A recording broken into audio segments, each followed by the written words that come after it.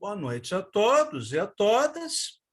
Vamos conversar hoje sobre a poesia de Abreu Pache, poeta nascido na província de Uíge, no norte de Angola, em 1969.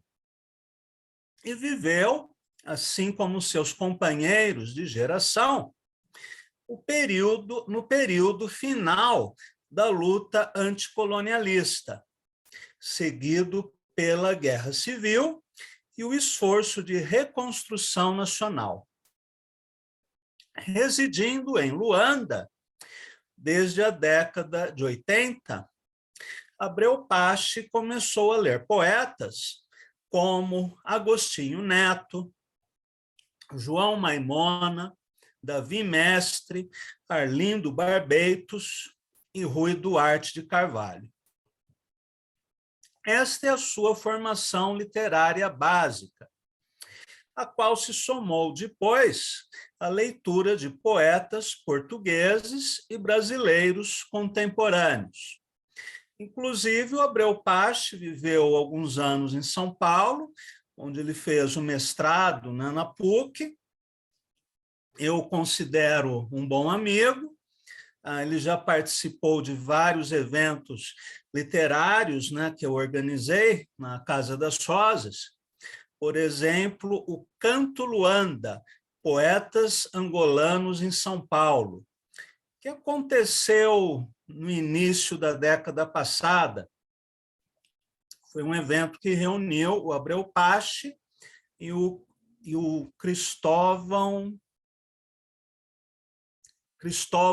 Conceição Cristóvão, um outro poeta angolano que também estava por aqui.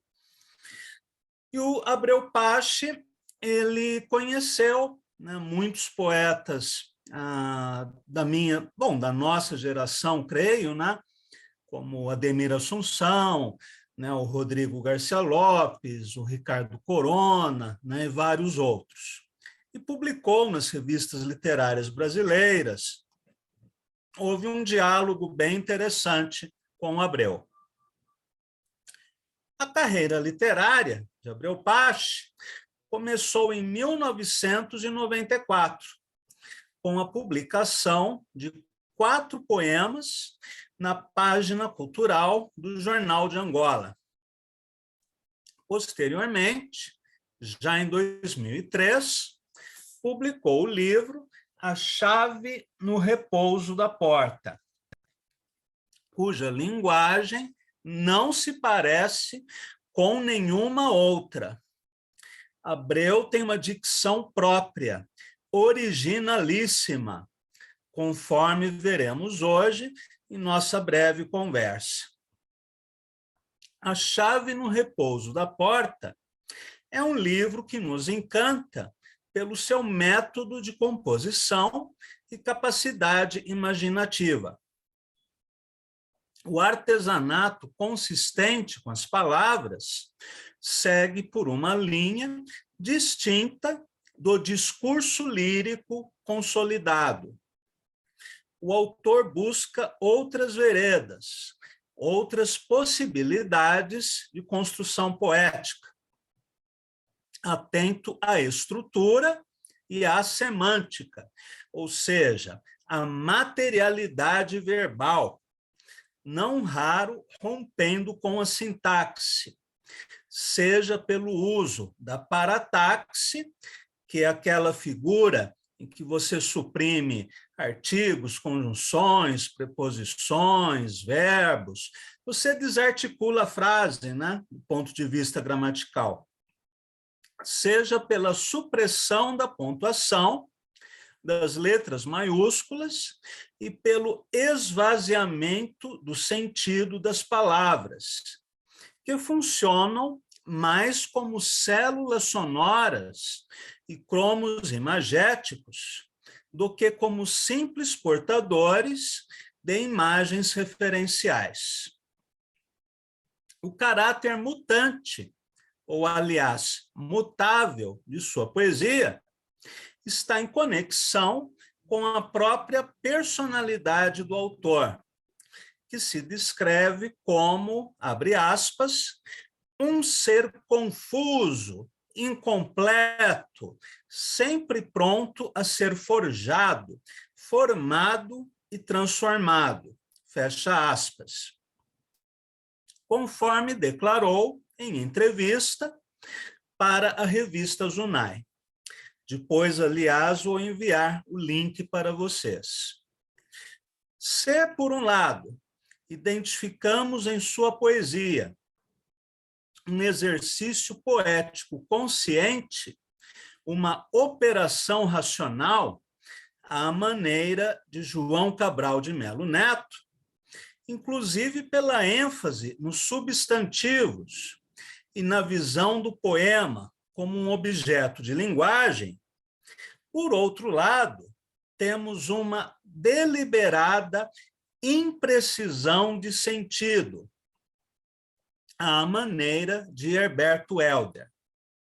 A construção é precisa, mas o sentido é impreciso e altamente sugestivo, quase hipnótico, fazendo-nos recordar do princípio poético de Edgar Allan Poe e da frase de Mallarmé sobre o poder encantatório das palavras.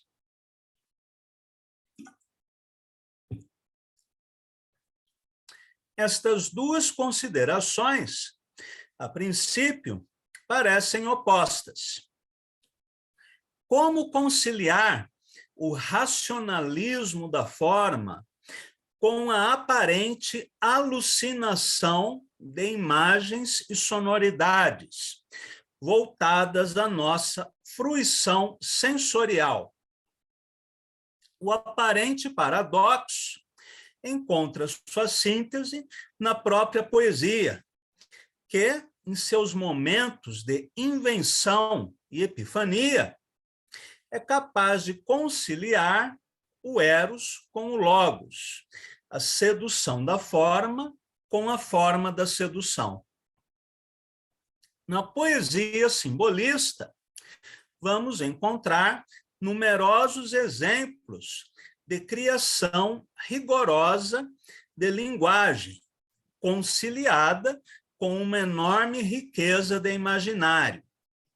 E ainda em autores latino-americanos do século XX, como Lezama Lima, Olivério Girondo ou César Vallejo, para ficarmos em poucos exemplos.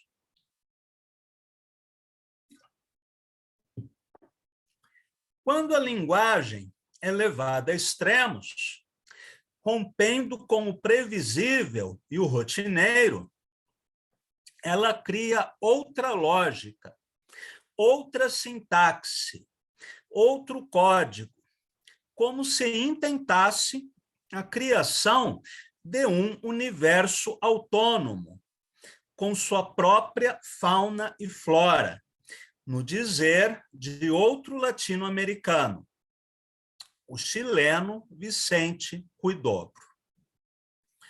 Conforme diz o próprio Abreu Pache, em sua entrevista para Zunai, abre aspas, a poesia está sempre no limite das coisas, no limite do que pode ser dito, do que pode ser escrito, do que pode ser feito, do que pode ser visto e até pensado, sentido e compreendido.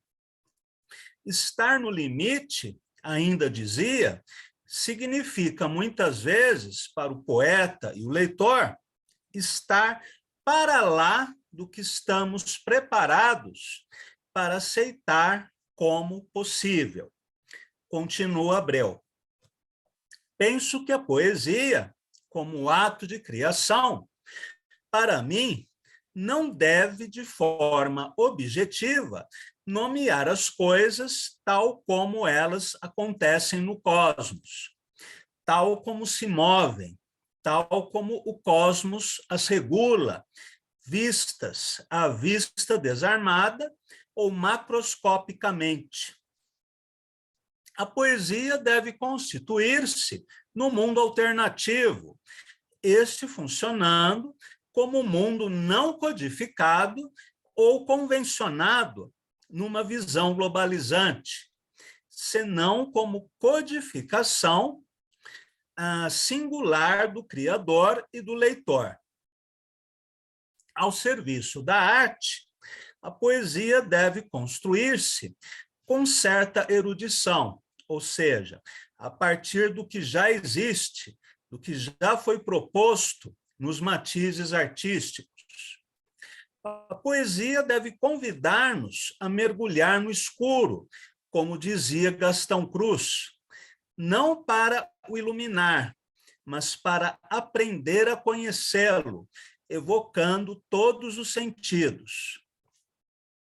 Como se pode ver, para mim, a linguagem poética é a criação de uma outra realidade, fundada numa realidade, ou seja, a recriação da realidade observável. Fecha aspas. Nessa longa citação da entrevista do Abreu Pache, ele remete a algumas ideias, por exemplo, de Mallarmé, quando ele diz: penso que a poesia, como ato de criação, não deve, de forma objetiva, nomear as coisas tal como elas acontecem no cosmos. Há uma frase bastante conhecida de Mallarmé, em que ele diz: nomear um objeto significa matar 3/4 do prazer de adivinhá-lo. Sugerir, eis o sonho. Depois, quando ele escreve: como se pode ver, para mim, a linguagem poética é a criação de uma outra realidade, fundada numa realidade, ou seja, a recriação da realidade observável. Ele parece repetir Vicente Huidobro, quando o poeta chileno dizia que o poeta era um pequeno deus ou um mago, e o poema era um universo criado por ele, com a sua própria fauna e flora. No entanto, lendo os poemas de Abreu Pache, não reconhecemos nenhum traço de Mallarmé, nenhum traço de Edgar Allan Poe, ou de Huidobro, ou de qualquer outro poeta. Na minha opinião, Abreu Pache é um dos poetas mais originais, pela dicção própria que ele foi capaz de criar. Bem, nos momentos de maior intensidade lírica do livro, o texto poético se funde à música e à pintura. Ele cria significados, cria realidades, em vez de apenas retratar passivamente o mundo das coisas. A linguagem deixa de ser apenas representação nominal, reflexo especular de objetos externos, para ser ela mesma o seu sentido, numa estranha matemática de vertigens. Ao mesmo tempo, porém, o poeta volta o seu olhar para as pequenas coisas que passam quase despercebidas por nosso olhar na vida cotidiana, como acontece com a própria chave no repouso da porta, conforme diz o Abreu, abre aspas. Persigo, neste exercício, a capacidade de recomposição e síntese, transformando meu olhar em unidades de análise, uma quantidade que impregna todas as criações resultantes de um processo interativo entre o homem e os meios eletrônicos, em que a metamorfose e o virtual se projetam na mente humana, como agentes da própria instabilidade e plasticidade, como agentes da invenção e da percepção, levando a poesia para além dos limites, numa viagem expansiva para o lugar inabitado, originando imagens simultâneas e diversas, capazes de modificar os sentidos ordenados num elevado grau de fragmentação. Estes fragmentos, estes paradoxos, que vez ou outra no meio, buscam anular a linearidade, a luminosidade, o detalhe. Mesmo quando experimento as vestimentas narrativas, sinto que só participo alegremente de uma festa que legitima os estímulos que nos cercam, nas atualizações materiais, onde é preciso abrir os olhos e a mente de um modo diferente. Fecha aspas. Ou, como diria Oswald de Andrade, ver com olhos novos. Agora, se me perguntarem o que é exatamente a chave no repouso da porta, eu responderia que é um conjunto singular de 42 peças que dissolvem as fronteiras entre prosa e poesia, recordando o conceito de texto de Max Bense, abdicando também de uma sintaxe puramente gramatical, que cede vez a uma sintaxe musical e analógica, em que as palavras são aglutinadas conforme a intenção melódica e rítmica do poeta, desprezando a ocorrência regular de maiúsculas ou pontuação. Aqui eu fiz uma referência a Max Bense, que tem um livro chamado... Puxa vida, agora me escapa o título do livro de Max Bense, mas em que ele apresenta esse conceito de texto como sendo alguma coisa que já não é verso e não é prosa narrativa, mas alguma coisa entre uma coisa e outra coisa. Pequena estética. O livro do Max Bense se chama Pequena Estética.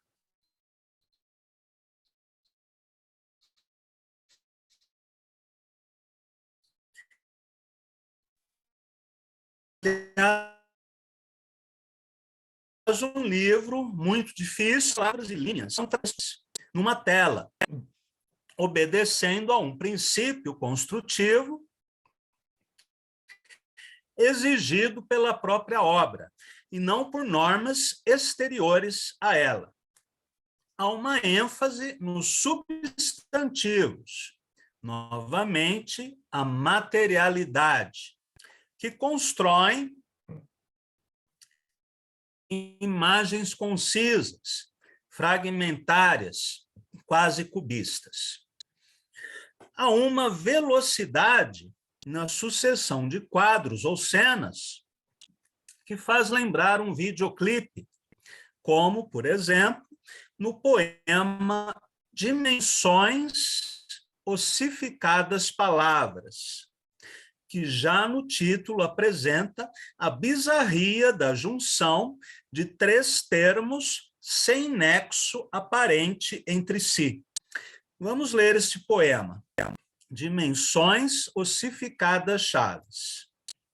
A chave treme no repouso da porta, a janela ronda pequeno porto, tudo dispersa, apesar da ruga inglesa, as persianas, estradas paredadas, em negrito, partes sufocadas, voltam em gestos, confusos, sem lâmpadas, Dormia a criança na inscrição, falava Humberto Saba.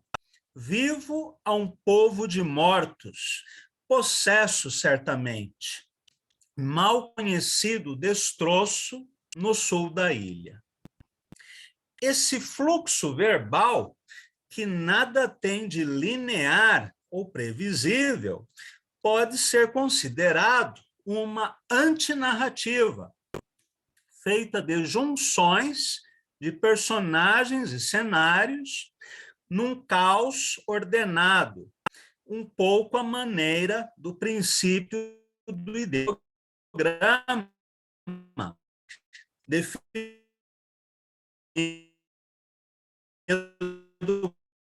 por Ezra Pound como justiça japonesa via os apontamentos lacunares de Fenollosa. Em outras peças, temos uma fúria semântica próxima ao expressionismo, com sua ênfase em secreções, partes do corpo e na desagregação, as veias, sêmen, debruçadas, minúscula incandescência. Afogava barcos, sua mortal cloaca unia velha íris, para citar 2 exemplos. O grau de estranhamento é ampliado para os leitores que não são de origem angolana, pelo uso de palavras no idioma quimbundo, referências geográficas, e mesmo pela incorporação de provérbios populares, que nos remetem a um outro universo referencial. Haveria muito mais o que dizer da poesia de Abreu Pache, mas, para concluirmos, gostaria de apontar suas afinidades com a poesia da América Latina, em especial com o chamado neobarroco, que opera experiências similares com a linguagem, promovendo a mescla entre prosa e poesia, como acontece no Mar Paraguaio, do brasileiro Wilson Bueno, por exemplo. E ainda a criação de uma sintaxe mais analógica, ou seja, mais comparativa do que gramatical, e a fusão de diferentes repertórios culturais e linguísticos, numa deliberada mescla de signos que sintetiza a multiplicidade e o movimento dinâmico, não apenas da poesia, mas da vida. Para finalizarmos a nossa conversa, gostaria de ler alguns poemas de A Chave no Repouso da Porta, que não é, aliás, o único livro de Abreu Pache, que publicou mais tarde O Vento Fede de Luz, em 2007.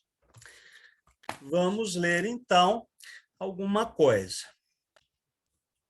Mona Ulunga, da brevíssima existência. Sinto em mim oposto ao medo. Lá para dentro minha pedra, brevíssima existência. O viver silenciado, como se desta vez a existência abrisse a alma, que o guia, Mona Ulunga, acalma, mas próxima função conduz-me anunciando a sedução. A noite ganha razão, como ferida, a glória no duro labirinto. Muito perto do sofrer, morre em mim oposto à amargura. A doçura da vida, espumas de luz, lá para adiante. O fracasso, a desonra, importa a vitória, talvez sobre os dias, porque alguém me esmaga a cidade. Pó, sobre os ombros da morte, o vazio. efetivamente intervalo de noites, a brevíssima, inacreditável existência, a pedra já nada seduz. Um outro poema, de certo modo, os destroços, palavras. De igual modo, as partículas invariáveis, traços, lábias, sempre há uma mulher no mal. Por isso, trepo meu olhar pelas paredes e pelo teto, o último cruzar de pernas. Zona prestigiada, o eixo compreendia o acento da intensidade, junto todos os sentidos, no modo algum tempo exato, sem esquecer, na via erudita, expressão, o étimo, uma mesa com o portal aberto. Outro reino de certeza, a comunicação oficial adotou o berço, língua, lençol. Tanto tempo sonorizado, estava inscrito nas fronteiras este período das alíneas funções sintáticas, diferenças dos pares vocabulares. Nascem outras partículas variáveis destroços. Parece às vezes surrealismo, mas não é. Músculo, a poesia seguinte. Na sala branca, constelação, a quem o amor jasmim, das portas esse galho, sábado da rocha, os alicerces da canela secam teu gosto, silêncio, a mesa gráfica, o Semba vai a bordo nestes dias seu lugar. O aniversário, couple noir, alguma vidraça na gargalhada sem palavras.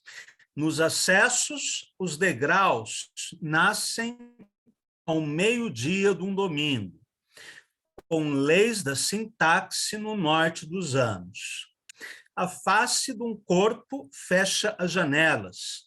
Contra as horas invisíveis, passeio pelo passeio. Partirá longe o pelo, sílaba, de um deserto quando repouso jamais. As ruas do exílio transformam o século, sem músculo, em poesia seguinte. Mais um poema, agora sem faro calígrafo, com a superfície em posição estrutural, configura-se inesperada montanha, um gesto espontâneo, também o silêncio pintando folhas no norte da língua. Pálpebras previstas em casa chegam a seus pés. O milho que fosse caverna acesa, a uma mesma tarde na boca. Os caroços, olhos cristalinos, permeiam constelações. Na própria boca, que rumo? Haverá um metálico lado do antigo depoimento. Faz a presença, a escultura, entra de alguma forma o triângulo de casa. Para finalizarmos, mais alguns poemas breves. Todos os dias, estas velas traziam alegóricas cidades.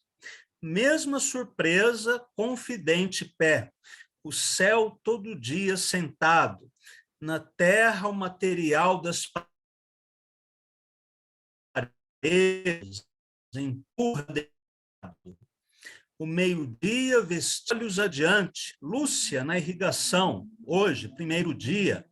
Eram falas no 7º mês, inquieto discurso dentro dele.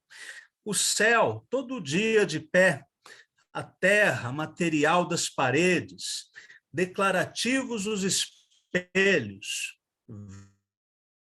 vidro, fundo, o sinal próximo, acinzentado andor. Este lugar, se nada ocupa, só dissolve o possível sorriso na imutabilidade do tempo. Para finalizarmos, Longa hora os pais, perdão, longa hora os olhos, pai ou mãe. A morte explícita do sujeito sentado no eixo. Aberta zona meridional, abraço, funda cegueira, ao cantar o ângulo solar, deposito as guelras do tempo, frutos, os soldados da rotação, talvez versos, as ruas, abrindo o metal, uma cidade, o passado, de cada respirar, geometrias ou idiomas, um telefonema, opera o golpe, vogais na redução sublimada, esteira o tema de seus dedos. Hoje os lugares, pronunciadas formas pronominais. Os próprios olhares abrem a passagem dos traços labiais, longas horas. Floresce na zona setentrional, com imediatos assentos no sul da vida. Estes são alguns poemas de Abreu Pache, do livro A Chave no Repouso da Porta.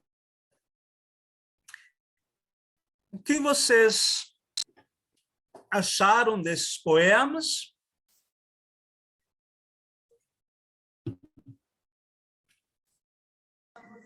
Eu gostei muito, particularmente.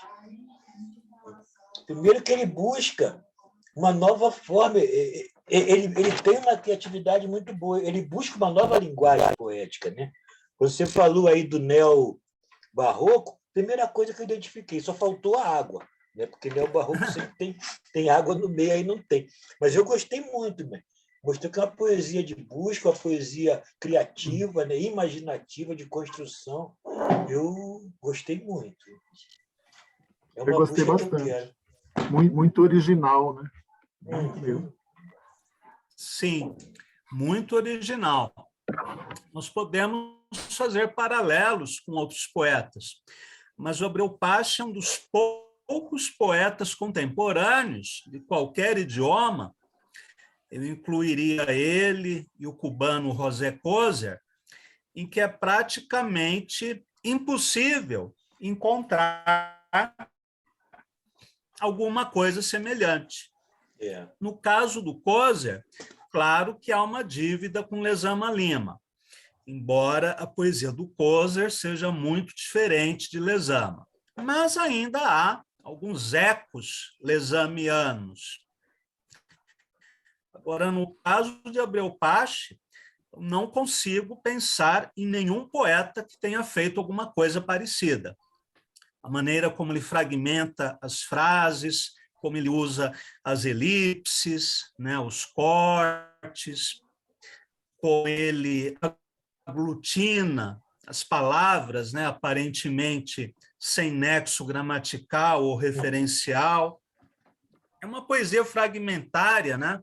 Uma poesia de montagem, de colagem, que, em teoria, talvez pudéssemos aproximar um pouco com o surrealismo, mas não é surrealismo, porque ele não pratica a escrita automática, ele não tem uma imagética surrealizante, né? No caso das imagens poéticas, né, do Reverdy, é uma poesia mais pensada, mais a frio. No entanto, esse encontro, né, brusco de palavras que aparentemente não têm nexo entre si, isso lembra um pouco a construção da imagem poética surrealista, mas não é a mesma coisa. Enfim, é um poeta bastante rico, não é uma poesia sem sentido.